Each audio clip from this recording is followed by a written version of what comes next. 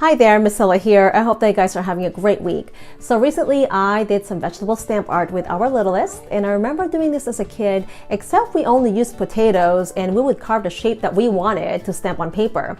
But we actually utilized a lot of the vegetable scraps I saved during that week. So here's the video, and it was actually pretty fun. She had a lot of fun, and you can be as creative as you'd like. And anyways, I'll be uploading more videos more often. I've just been really busy. I have another channel, it's called Learn to Grow, where we do gardening and organic gardening. So if you'd like to join us, the link is below. It's been pretty busy with that channel because I'm doing some giveaways. But anyways, I will get caught up with this channel and I'll have more videos for you soon. Thank you so much for joining me today, and I hope that you enjoyed this video again.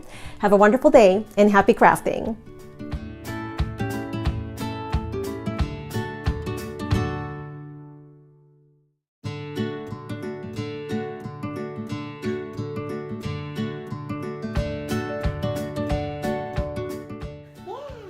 Good job, honey.